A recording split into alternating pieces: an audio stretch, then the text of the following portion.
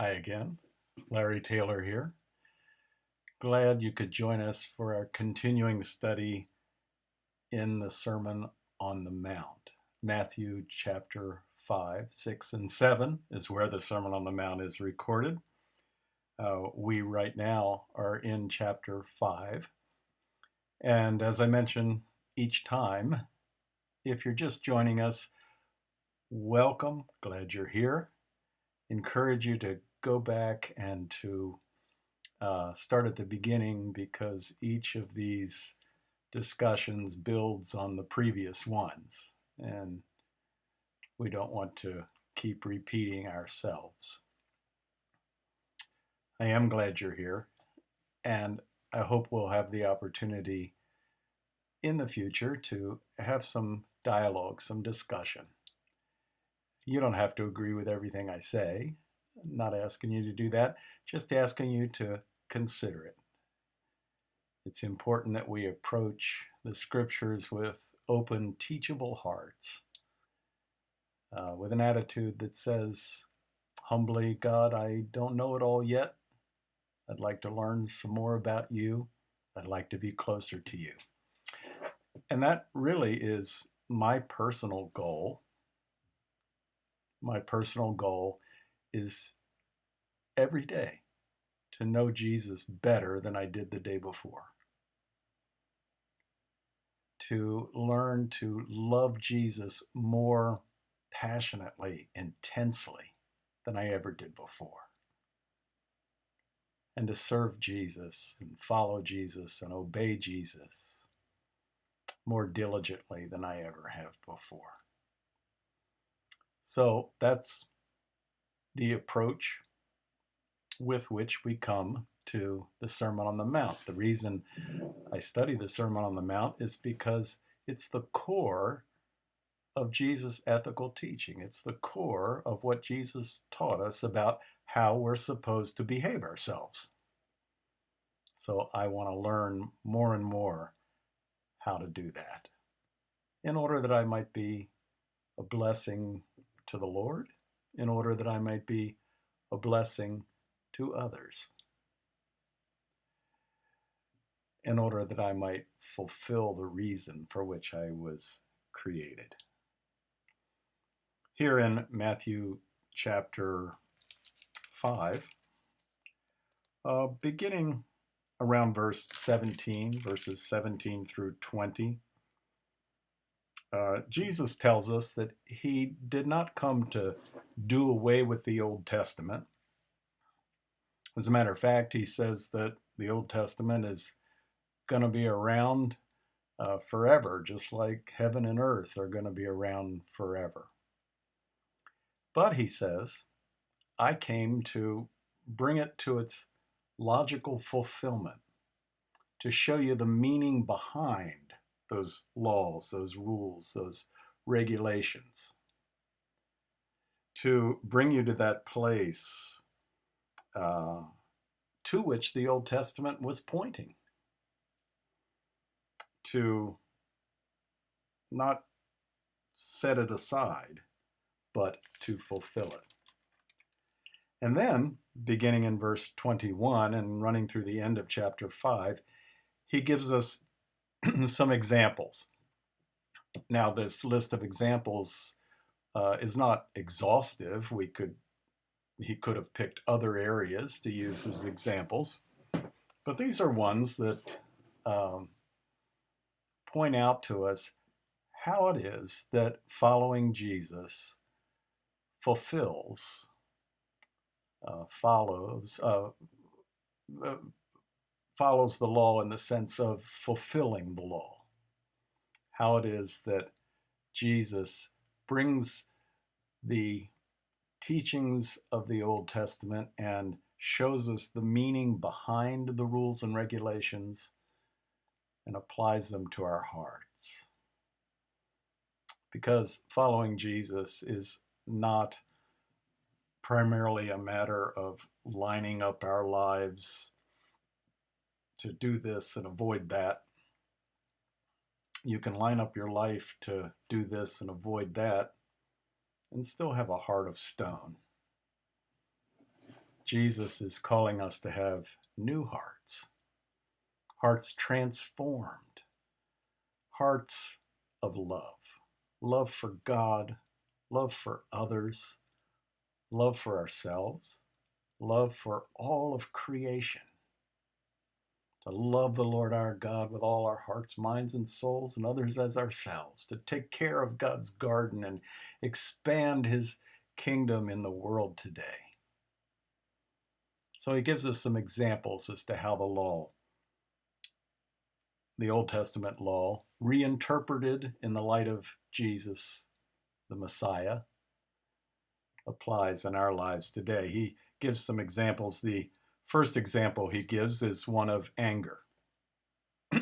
He says, I'm reading Matthew chapter 5, beginning in verse 21. He says, you have heard that it was said to those of old, very clear who he's talking about here. He's talking about the Jews in the Old Testament setting.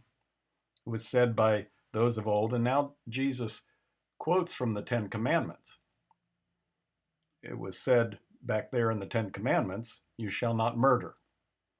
It's interesting in these examples that Jesus gives. Sometimes he quotes from the Old Testament. Sometimes he paraphrases the Old Testament. Sometimes he's directly saying something that seems to completely change the meaning. Other times he's reinforcing a meaning. You've heard that it was said by those of old, you shall not murder, and whoever murders shall be liable to judgment. But I say to you that everyone who is angry with his sister or brother will be liable to judgment. And whoever says reka, R-A-C-A, that's an Aramaic word that was it was an insult. It was a nasty insult. The modern day equivalent in English would be some things that I wouldn't want to say. These are the phrases of road rage. These are the phrases too often heard on the social media. Deeply insulting words, calling people names. Whoever insults his fellow human being will be liable to the council. He's talking about, by council, he means the religious council that was in existence at that time, which was set up to arbitrate disputes between people. So Jesus says it's not enough just to keep yourself from murdering people. I'm telling you that you'd better watch out for anger in your heart. Because if you have anger in your heart, that anger will manifest itself by insulting others. And when you do that, then you're in danger of being retaliated against. You could wind up in front of the council. And he goes on to say, and whoever says, you fool, will be liable to Gehenna. So if you are offering your gift at the altar, and there you remember that someone has something against you, leave your gift there at the altar. Go first be reconciled to that person, and then come and offer your gift. Now, a couple things here. Whoever says, you fool, will be liable to Gehenna. I'm using the Greek word there purposely. That word is usually translated hell or the fire of hell or something like that in our English translations. Gehenna was a place in biblical times. It was the Valley of Hinnom, just outside the wall of the city of Jerusalem. It was the place where in ancient times and Old Testament times, people sacrificed their children to a false god named Moloch. Moloch was depicted as an image made of metal, and the image had its arms stretched out in front of it. And they would heat that metal image until it was red hot. And then they would take their precious infants, their precious little children, and they would place them on the arms of that statue, red hot statue. And while the poor little babies would scream in pain as they were being scalded to death, the adults would engage in orgies, and they would slash themselves, and they would work themselves into a frenzy. It was one of the most hideous misuses of religion ever. It was an abomination. It was horrible. And they did that in the Valley of Hinnom. And so Gehenna became known as the place where that happened. Now, there's good evidence that in the times of the New Testament, over the centuries since Moloch and those offerings back then, that same valley called Gehenna had become the town landfill. It was the place where all the trash and garbage from the town was dumped. And then, even like more modern landfills, the trash and garbage was set on fire in order to get rid of as much of it as you could. So you had this valley which was filled with garbage. It was always smoldering. There were maggots and worms and creatures like that who lived in the midst always. There was a continuous stench that rose from this valley, this despicable valley that had once been the place of sacrificing children and was now the town dump. The Romans frequently crucified people. The Romans ruled by terror. And when they would execute someone, if there were family members who would come and take the body and bury it, that was all right with the Romans, but sometimes there wasn't. And so the bodies would just be taken down and they would be unceremoniously tossed into Gehenna. So, and dead animals as well. So now you have rotting flesh, you have smoldering garbage in a place that was once a place where people sacrificed their own babies to false gods. Gehenna. Horrible place. Terrible place. This is a side note, but today that area has been cleaned up. That area is now actually a nice little park with benches and people strolling through it, lovers holding hands, that kind of thing. But not in biblical times. It was a horrible place. So Jesus here is not, I don't believe, saying if you say you fool, you're in danger of being sent to eternal damnation. I don't think he's talking about eternal damnation here. Don't misunderstand. I'm not a universalist. I do believe it's possible for us to thoroughly and completely reject God to the point where we cannot live with him and are separated from him eternally. But I don't think that's what Jesus is talking about here. I think here he's saying, guard your heart. If you allow anger to well up in your heart, you might wind up in court. You might wind up in disputes with people. You could even wind up being executed as a criminal and having your body tossed into this horrible valley. So start at the beginning. Don't begin by saying, well, I'm a good person because I haven't murdered anybody. Well, I'm glad you haven't. By the way, if you have, there's forgiveness in Christ. There's no sin that God cannot forgive to the truly repentant.